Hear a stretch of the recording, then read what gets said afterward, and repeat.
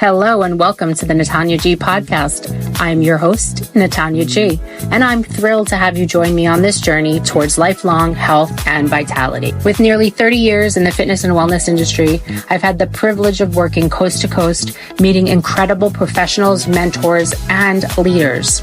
My goal is to bring their expertise to you, offering not just information, but practical tools you can apply in your own life. On this podcast, we'll interview a variety of professionals, each with unique approaches and specialties. I believe everyone is unique, and what works for one person might not work for another. True success happens when you match who you are with what you do. Please note that the content shared in this podcast is for educational and informational purposes only. It is not intended as a medical advice, diagnosis, or treatment.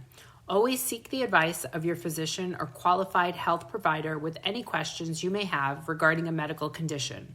Never disregard professional medical advice or delay in seeking it because of something you have heard on this podcast. Thank you for listening and enjoy the show. Hi, everyone. Welcome back to the Natania G Podcast. In today's episode, I'm thrilled to introduce you to an incredible guest, Maeve McCaffrey. Maeve is a lifelong mover, athlete, and a yoga practitioner with a fascinating journey that started on a small organic farm in Vermont. Raised in a world of wellness, creativity, and natural living, Maeve's passion for fitness and yoga has led her to a dynamic career where she's worked with some of the top fitness brands in the industry like YogaWorks and Equinox. She's not only a master trainer and yoga teacher, but she's also the creator of Mind, Body, Fit, a signature class that merges the best of both worlds. Maeve brings a deep understanding of how movement, mindfulness, and personal growth can transform our lives. Today, she's here to share her insights on health, fitness, and finding balance, whether you're on the mat or off. Let's dive into it. I am excited to have Maeve here. Thank you so much for coming. It's my pleasure. Yeah. I mean, if there was anybody that was going to speak about breath work, you were the first one that always pops up in my mind. To share a quick story with the audience, I've known Maeve for close to 25 years in Los Angeles. And Maeve used to head up and teach a workshop at the Sports Club LA, which we both worked at. She was a part of the education team, and it was on breath. And I remember when I first started and I met Maeve, we talked a little bit about her workshop, and she was basically, and if you're listening, I'm putting my hand on my chest and fluttering my eyelashes going, I love breath.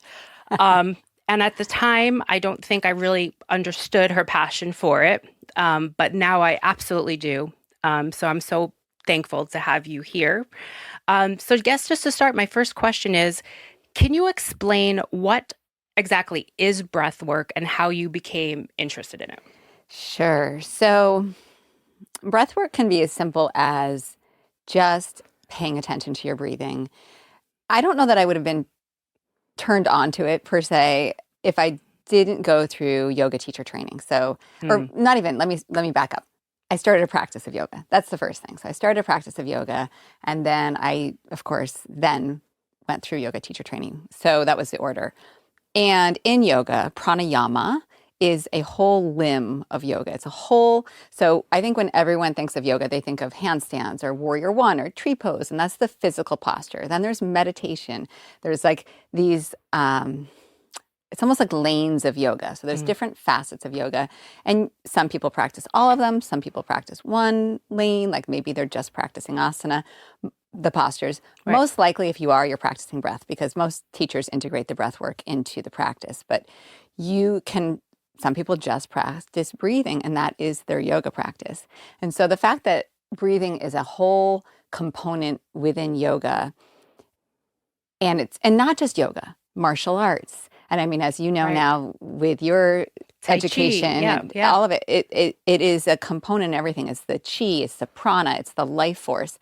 And so that's how I became introduced to it. And when you practice it, I believe that the act of breathing mindfully is the single easiest way to change your composition, your state of being, and really like who you are.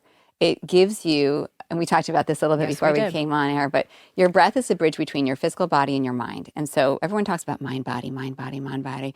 The easiest way to do that connection or to create that connection is through your breathing. And I think that's why I fluttered my eyelashes and but it is profound when you take on a yoga or a breathing practice. I shouldn't say yoga, a breathing practice. And you don't have to be in martial arts or yoga to partake in this. You will feel the benefit almost immediately.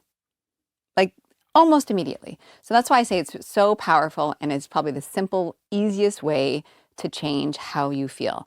And colloquially, that was like, I don't even know why I chose that word, but like we say, take a breath, take a big breath. And like, we've been saying this forever and ever and ever. And it's not just a breath, right? It's many breaths. And it's how we breathe on the whole that dictates how we feel. Yeah. So not just doing breathing exercises, but how do we breathe as humans? And I once read, and I don't know if this is true or not, that we're good breathers. We're born good breathers. And like, if you watch an animal, they're a great breather unless it's a French bulldog or a pug.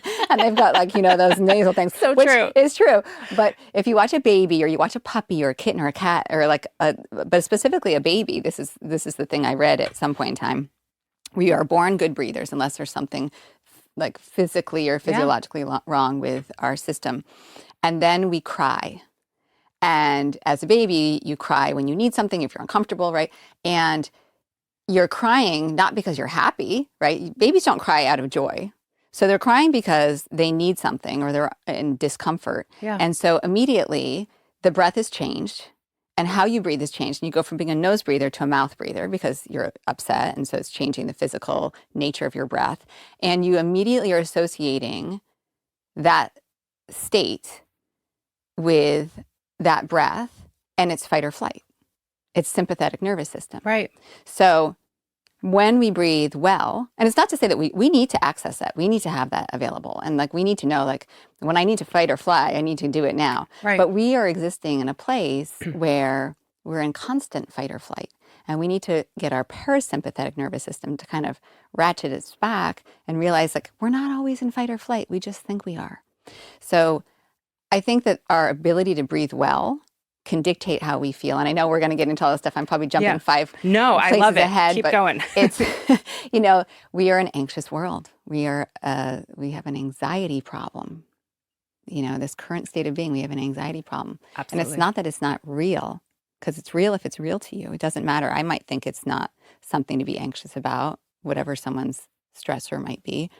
But it's your perception of it. So it doesn't matter if I think it's real or not. If you think it's real. And if we're not able to breathe in a way that supports our system, you're going to stay in that state longer than you need to. So I find that breathing is how am I going to say this? But it's like a companion piece to everything you do. If you're exercising, it's a companion piece. If you're practicing yoga, if you are working, I'm going to give a little silly anecdotal story in a second, but even just existing in life, if you're working at your computer, your breathing is important because you don't even realize how elevated you get. And then you're feeling anxious because you've got 30 emails in the last 2 minutes, and not me, but if you're... if you're working in a field where that's the truth, that's the truth, right? And that can just go fing and take your system right up. I've got all this work to do and I see all these really important emails coming through.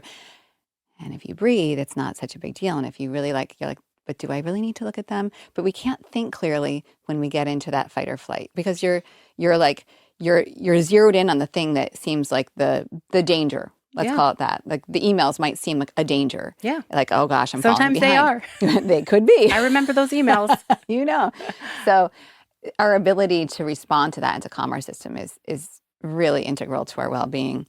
I have been I'm not allowed to play video games because there's certain types of video games that I get hooked on, and they're visual spatial games. And I've never played Candy Crush because I would lose myself. That kind of I just see it and I'm like, oh my God, that's like a danger. I can't, that's a danger. I can't go there. Yeah. I love Tetris. So being that I have a 6-year-old and and a partner who likes video games, we have gaming systems in our house, and I never partake unless it's like the Switch, like the bowling and the tennis, like that's super fun to me. But all the stuff, the joystick, it's just too much. It's like overwhelming for me. But we got Tetris, and it's this new version of Tetris, and it has like sound and lights, and it's like a whole experience. And you have to pass levels. And I've been bragging about this, but I won the basic level. Of course. I won. I got to the end. I saw the credits. I was like, I did this. Now I'm on the normal level because it was beginner. It was not beginner. It was so hard. So the other day I was doing this practice thing, and I just sat there and I was practicing and practicing so I can get better on my next level. And I allow myself a little bit of time every day because it really is like sort of like a guilty pleasure. And I was looking at my stats on my Aura Ring. And if anyone doesn't know what an Aura Ring is, it just gives you feedback on your like biological systems, basically. Very great your tool. sleep, and it's really cool. So I was looking, I was just like, I had gotten up in the morning, I opened to see like my sleep, and then I was like, non-registered nap. And I was like, I don't nap. When did I have this nap? And I looked at the time and it was 8 p.m. And I was like, I was playing Tetris then. And I was like, this is crazy because I was so focused and I remember I was just like breathing. I was like focusing because it's like you really have to you have to calm yourself. Otherwise you're in a panic and you're not going to, you're trying to force the lines. And if you're just calm and you're like going with it. And I was shocked that it was almost like, and I think this is why I like these games, it's like a meditation to me. It is like you're singularly focused on something. And if you get distracted by something else, you're going to lose the guide and you're going to lose the game. But the fact that it registered as a nap to me was flabbergasting because that means that my breathing had hit a certain state for my ring to think that I was asleep. And I was shocked. You were in a flow state. I was in a flow state. As much as I'm into breathing and everything, and as much as I'll do meditation, it's never registered as nap before. So it was really fascinating to me what I had achieved, not meaning to, but just that way of being. And the ability for us to be mindful and focus our intention in one place is very rare and really valuable. And so this is the value of breathing. And it can seem overwhelming, and I'm not telling everybody to play Tetris or play video games, but like for me, it was an oddly really satisfying way to get to that place. So we all got to find our ways. And now you to can be play there. more Tetris. And now I can justify it. And now you can justify it. Yeah. I mean, in Rolfing, which is the bodywork practice that I offer to some of my clients, Dr. Ida Rolf, who is the creator, the first session it's very much about breath, taking and removing any restrictions from the inhalation, exhalation. And it's very fascinating every time I do get to partner with a client, in the Rolfing series, just when we talk about breath, how foreign sometimes it is. Like, oh, I'm breathing, but, there's a certain process of breathing. There's different types of breathing. And it automatically, you can see them, relaxing on the table when we're focusing on it. We focus on, or in my practice, we do 3 zones. Like we focus on the diaphragm, the rib movement, and then it comes up through the chest and neck. And I know there's a lot of different types of breath work. Mm-hmm. The reason why I'm bringing up that example is some of the homework that I give clients is weighted breathing, being able to activate the diaphragm, and then we connect them to the ribs and then the neck. But I know there's a lot of different breathing practices out there, and some of my clients are like, oh, I do this type of breathing. Will this count as it? But, I do this type of breathing. And I feel like it all counts, but I know that there's different types of breathwork practices. Mm-hmm. Can you speak to a little bit about them? Are there benefits in different ones? Yeah. So the 3-part breath, I love. That's probably the first breathing exercise I ever learned was 3-part breathing. And I feel like that is, and that's one of the first things I teach to all my yoga private clients as well. Or if I'm teaching a beginner workshop or something, that is, for me, I feel like that's the launch pad because so many people don't access their diaphragmatic breathing, which by the way, it's not the end of the world if you don't, but it is important to be able to do that. And I think it gives you a visual. So it's like, I learned it with balloons, 3 balloons, and you fill the balloons, you empty the balloons. There are so many breathing exercises. I don't delve into like the super advanced ones, to be honest with you. Yeah. I think that you really need someone who really knows what they're doing with that stuff. And I find there's so many simple ones that are so beneficial for people that there's something for everyone. And if one technique doesn't work, then you find something else. So that's a great one, 3-part breathing. Okay. I love box breathing, which it's kind of making like a big, it's I know, I have a everywhere lot of right people- now. yes. It's so funny. I don't know how it became in vogue, but it's almost It's a like box. It's very simple. Yeah, it's simple and It's it's visual. like someone brought it up, someone with some influence talked about it, and now it's everywhere. So, but it's a really wonderful exercise. And the reason I like that also is I think it's easy to visualize. So I actually visualize a box when I'm doing box breathing. I inhale, I hold, I exhale, I hold. And so it gives your mind somewhere visually to rest. And I've just heard this recently that not everyone sees in their mind what they're doing when they're thinking about something. They don't actually have a picture, which I thought was crazy that your mind could be blank, but this is a thing. I had no idea. But for those of us who actually do see in our brain when we're doing something, having a visual for me almost makes it tactile. Like it makes it very real. If I can like trace that box, I'm there. And the box breathing, I think, is wonderful. It's equal sides, so equal length of breath. So equal inhale, pause, exhale, and the pause of the exhale. It could be 2 count, 4 count. Probably 2 to 4 is the best. I like a 4 count personally, but here's the thing with breathing exercises. You should never feel strained or uncomfortable. And it could feel challenging, but never strained or uncomfortable because it kind of defeats the purpose, right?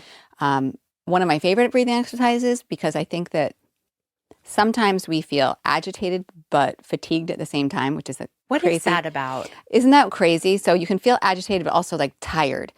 Alternate nostril breathing, and I don't know if you remember it or if you... I do. I was actually going to ask you that. It's one of my favorite breathing exercises. I find that people don't love it initially because it's weird to be touching your nose, and it can be uncomfortable initially because, and I don't know this to be fact, but I read this in a study somewhere, and I don't know, this was so long ago, so some things get changed, but I truly believe this to be true, and this is something we believe in yoga, is that your energy shifts about every 4 hours, and the dominance of your nostril shifts every 4 hours. So it's easy to notice this when you have a cold or if you have allergies or something, and you're like, oh, I'm so stuffed up. And then you're like, oh, it's just this one side. And then a few hours later, you're like, oh, it's just this side that's stuffed up. And it's a very interesting thing.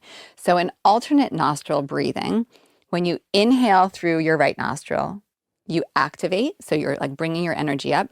When you are breathing through your left nostril, you're calming your system. So I feel... Interesting. In my body, and I've heard this from my students, so that makes me happy because we're feeling the same thing. Because sometimes you think, am I the only one that feels this?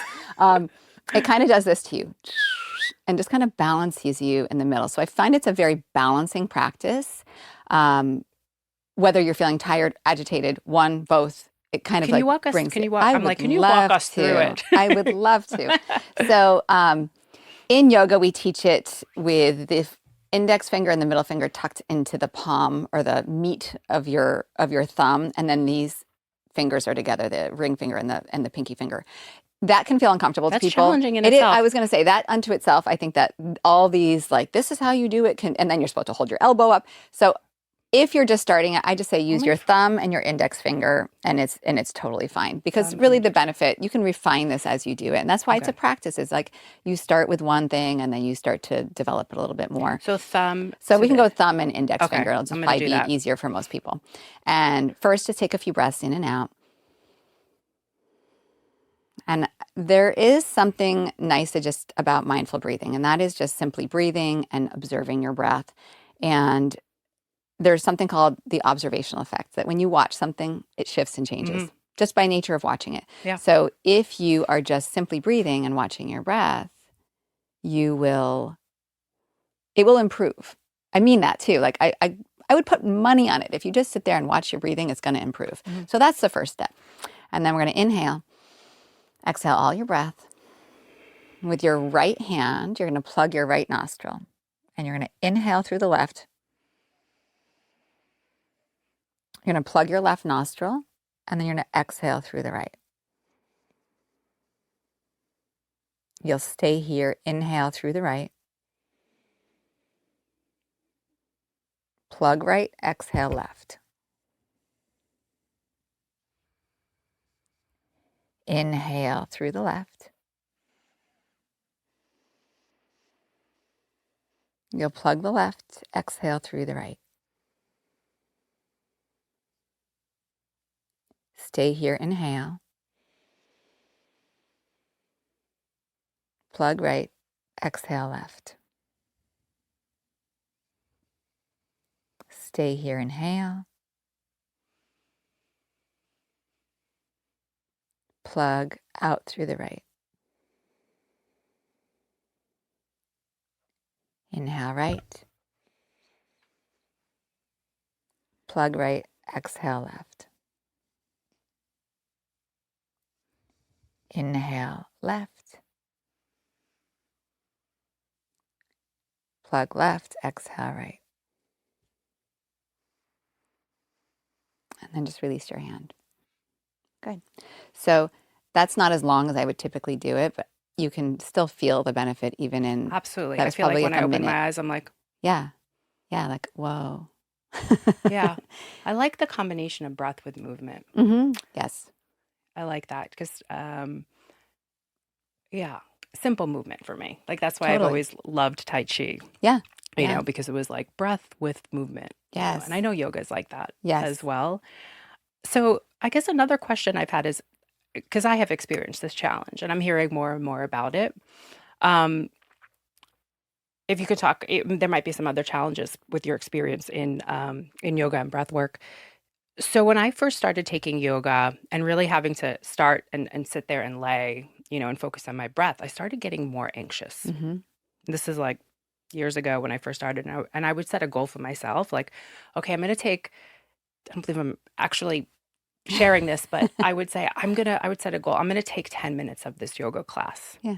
You know, and make it to the 10, and then I would come out, and the next week I would try to take 50. I would let the instructor know ahead of time, like I'm not being rude, you know, because the breath sometimes really made me anxious. And I'm hearing more and more about this challenge with some people. So if you had somebody in your class or somebody new just getting started saying, you know what, this is a great tool, I want to use it, how would you guide them through this challenge? And are there other challenges you're finding with new people coming in?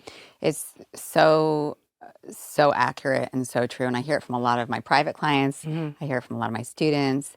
It is something to learn. For some people, I feel like it's really natural. But I think the moment that we stop and we sit with ourselves, a lot of stuff comes up. And when you breathe, a lot more stuff comes up.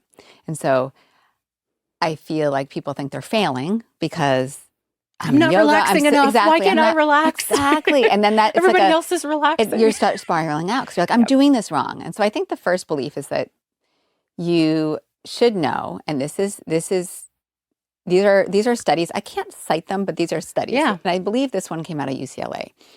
And it was saying how if you're trying to meditate, so let's just call this meditation. When you're sitting in the beginning of a yoga class and you're not moving and you're breathing, it's a form of meditation.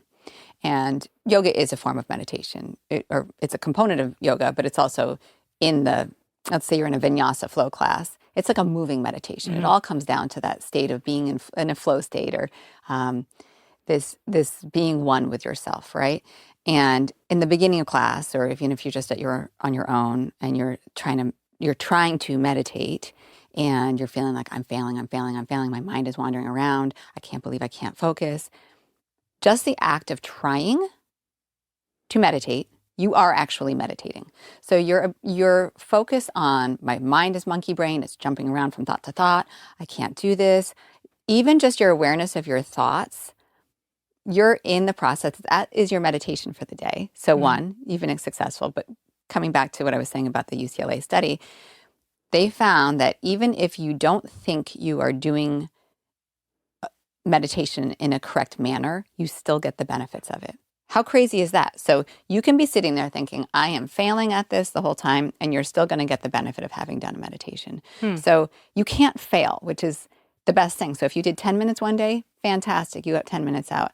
And, you know, to your point, telling the teacher, we just want you to succeed. Like I have people that come in and be like, I haven't done yoga in 10 years. I don't know how this is going to feel. I'm going to stay in the back. If I need to leave early, don't be offended. I'm like, nothing's personal to me anymore. Right. You know, I don't know what your story is. So you do what you need to do. I'm just happy you're here.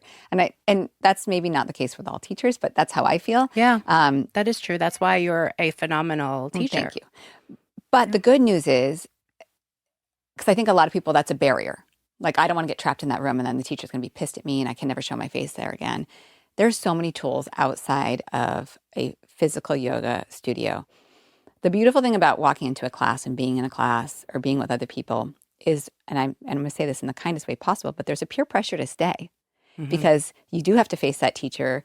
You have to be the one that stands up and walks out. Some people don't give anything about it. They're like, whatever. Like, I aspire to be that person someday, but I'm so self-conscious. Like, I'm in a class I hate it. I'm just going to stay and suck it up. The truth is, you always get something out of it. But there are countless apps. There are countless YouTube videos. There are so many ways to access this practice that don't require you to be in person, and you can just hit stop if you need to.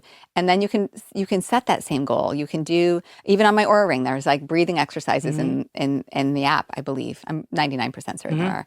And there's meditation in there, and on Apple Fitness, and you name it. There's you can't go into the app store and miss one. Like, they're everywhere. And they come in different lengths. And so the first step would be just like to say, I'm going to do this. And if you need the guidance, that's when you use an app. If you don't need the guidance, you can just sit. So like I was saying before, mindful breathing. So one of my favorite, they're all my favorite. This is ridiculous. Go ahead, flutter your eyelashes. One of my favorite, let me bat my eyelashes. Another one of my favorite breathing exercises, it's the most simple tool, is counting your breathing. So like this is my inner monologue when I'm doing it. I'm inhaling 1, I'm inhaling 2, 3, I'll count to whatever number I set, and then I say, and now I'm exhaling. I literally say, and now I'm exhaling, and I start to count. And then I eventually will lose the I am inhaling, I am exhaling, but I continue the count. You say it out loud? No, inside. Okay. But I have a dialogue. Like, it's a dialogue, you don't count on your fingers, because that's kind of cheating, because then you can, like, your mind can wander and you're still like doing this. And so it's, again, getting yourself to that singular focus. So scientifically, they've found that a 6 count for most people in and out has the best benefit overall. It's like the average number that most people benefit from, and that they can do without effort. 6 count in and 6 hold. count out. Yep, and you can hold it or not. Okay. And there's this beautiful thing about the retention of the breath on the inhale and the retention of the breath on the exhale. That's where things get a little tricky. And I feel like people get a little uncomfortable. But it's also like, I think of your breathing, and I'm going to sound real corny, bat my eyelashes. That's what we do here. But this is what we do.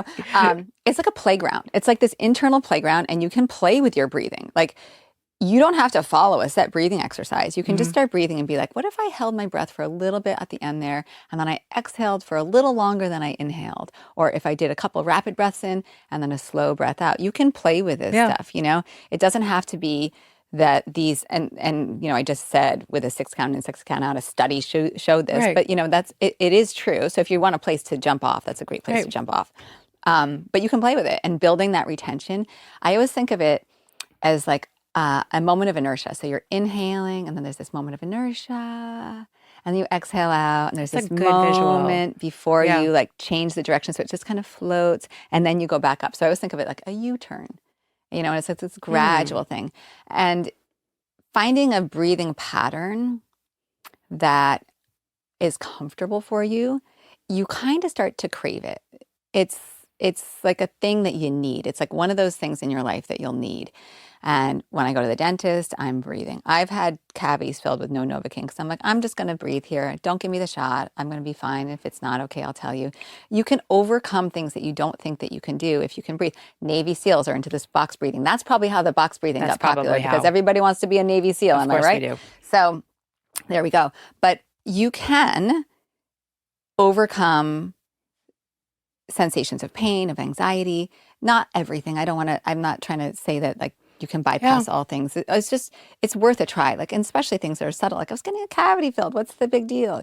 Right. And I was so fine. I didn't need any Novocaine. I saved the whole, we just didn't need it. And I breathed through it. And it's more about the anticipation of what's to come. Let's be honest. So sitting in the chair, and I was like, I don't want a shot. Can you just try it without? And they thought it was crazy initially. And then I was like, I'm fine. And if I'm not, I'll tell you I'm not. You're right. But we anticipate that it's going to hurt. And you better numb me up. Like, you better numb me up, because this is going to hurt. Right. Didn't hurt.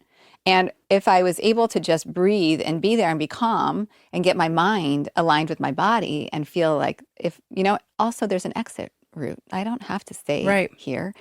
I was totally fine. And I walked away. I could talk normal. I could eat right away. Everything was cool. So I do think that we can test these, how our breath affects us and how we deal with pain and discomfort and anxiety through our breathing. Sometimes we need other measures. And I'm not saying that we shouldn't do those things, but we shouldn't go there immediately. Right. You know, like let's see if and I it's can just get through probably this. different for different people. Just 100%. like you. Yeah. And that's what I love that you brought up is your experience in your body is yours. And we absolutely, I don't deny it. It's yours. And I think that that's really important when it comes for people to understand that there might not be, you might try one breathwork practice and it might not be for you, but don't give, there's going to be something there. So just keep the door open, go through different things until you find something that works for you. And I think that a lot of times that's what deters a lot of people just starting, trying to get their health and wellness under wraps. Okay, I'm going to do breath work. And then like, this is not working for me, or this is silly. Right. Yeah. So I think that's a really key point. One of the other things I wanted to mention is with a lot of my clients, they get a lot of neck pain and tension, and not to go too much into the breath and how that's connected with a lot of neck tension. But I usually like to tell them, when you're at work and you're sitting and you're starting to feel this neck tension, check in with your breath. Where are you breathing from? What would be some examples of simple tools that somebody can start using? They're new to breath work.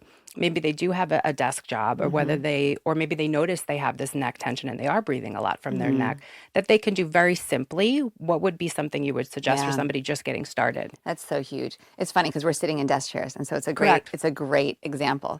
So as I'm sitting here, I can feel my back ribs moving into the back of the chair because I like to breathe from my back body. So to your point, the posture and tension in our upper neck and our upper back, it's a little bit chicken and egg. It's like, do we have bad posture and thereby we can't breathe well, or do we breathe badly and thereby we have bad posture? Because many people, and I had many clients, and it was frustrating, I'm not going to lie, but they breathe like this. Yes. And just the act of that, you're like, whoa, what are we doing here? Like, what does this have to do with anything? And these tonic muscles that aren't supposed to be accessory muscles to breathing have become breathing muscles. And then they're like, my neck is so tense, and they're tensed, and they're like, their shoulders are clamped in, and they might be like this. And if you're sitting like this, I mean, one thing, check your posture. Like when you're sitting in a chair sitting is really, really hard. Get a good chair, but sitting up tall, because if you're sitting in a position of forced expiration, so you're sitting in a crunch, you're hunched forward. So the exhale is a natural contraction of your abdominals. Like if you're doing core work, you can really connect your breathing to your movement. It's beautiful. And it becomes really like a whole mind body thing where you're like, I feel strong and this is working. But when you're sitting in a crunch, if your posture is terrible, then you can't get, like, you can do that. If you sit like this and you try to take a deep breath in, like, you can't really breathe into your belly. And now we're not always belly breathing. We're not. I mean, for the most of the part, we kind of reside up in here. We don't want to reside up in here, you know, and that's going to feed that. So setting like for the work person, I always say to my clients, like on the hour, if you need to set an alarm for yourself, one, you should stand up every hour. And I know it's hard. You're fully in a project. You don't want to stand up. Stand up for a second, type standing, and then sit back down. Do whatever. Correct. But check yourself at the top of the hour, on the half hour, whatever it is, your time that is like your, and also like we shut down our systems. We shut our systems down when I've been there. I've been like the 14-hour work person, 14-hour day work person, where like I had to go to the bathroom 3 hours ago and I'm still typing. And I don't. Hey, and the bathroom's right over there, so I'm not sure why I'm still over here. But and then it's like, oh my god, I gotta go now. And you're like, I'm gonna pee my pants as an adult. This because what are we teaching our children? This is ridiculous. Anyway, not anymore. Yes, those days are done. Yep. But we got to check in. So I would say sit up tall. Roll the shoulders back, open up your chest, take a big breath, open your mouth, let it out. Nose breathing is ultimately your best form of breath on the regular, but there's a lot of breathing exercises that include sighing. Sighing is a really important thing. It's really, really, really important. Oh my gosh, this is exciting. So that is really important. On average, I think, this was from somebody else's podcast and I can't remember whose it was, but it was really good information. We sigh something like 8 times an hour, I want to say. It might have been David Sinclair, if you know who David Sinclair is. And we don't know we sigh 8 times an hour. We don't know when we sigh.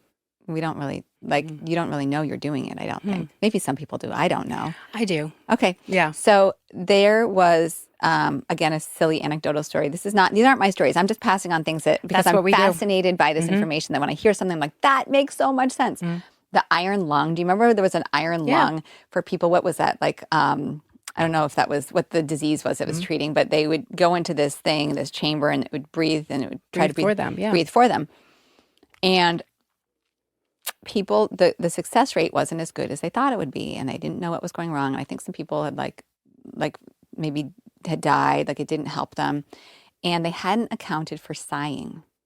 They hadn't accounted for the sighing that happens in our natural course of breathing over an hour, over the day, and the breath was too consistent. And we have that moment where you just got to release, right? So that is a breathing technique, is to inhale through the nose and then sigh it out. And if you can do 5 of those and just kind of set yourself back into being, and that's when I say, especially if you're not sure, you've got tension, take some big inhales and some big giant exhales. Yeah. And just see if that sets you straight, and then move around a little bit. There's also some beautiful ways to integrate movement and breath together that you can do at your desk, where you're inhaling and exhaling and just moving your spine around, so that you start to know, close the door. Hopefully you're working from home. Nobody can see you, but you move with your breath, and you just kind of reset yourself. Yeah. We get stuck. We get locked in a position, and we know that's not good for us. I mean, we know it. We just do it. I feel like the first step is awareness. Awareness. Yeah. Awareness. I really do. I mean, I think that's it. If you check yourself every hour, it's going to be better. Yeah. I have one last question, because I do want to be respectful of your time. If you were to give advice to somebody, this podcast is really geared towards people just wanting to get started, not somebody that lives on our planet, Planet Fitness, we used to talk about. Just getting started. We've had suggestions from other guests about just starting small, walk around the block, just starting small, just little things that are really actionable and simple without going too complex, which we can go these days. If you were to go back and give somebody some advice, just getting started, trying to get healthier, trying to incorporate little things. And again, they're not on the Planet Fit. Maybe breathwork is something oh, I've never heard about it. What would be, and it doesn't need to even be breathwork. It can be somebody just getting started, because I know you've also been working one-on-one for many years, right? And you also do group classes. So you're exposed to so many different levels of change that people are at, so many different, goals. If you were to go back and just look at, everybody that you've worked with, what would be one tip you would give them if you were to go back? Yeah, I think that it's challenging to say this, because I think it's ultimately the issue is consistency. Everything comes down to consistency. I have so many face tools to use, and it comes down to consistency. I'm can't someone just do it on me? Right? I know, right. I'm just gonna, but it's consistency, and that's when it actually pays off. And the problem with consistency is you have to be self-motivated.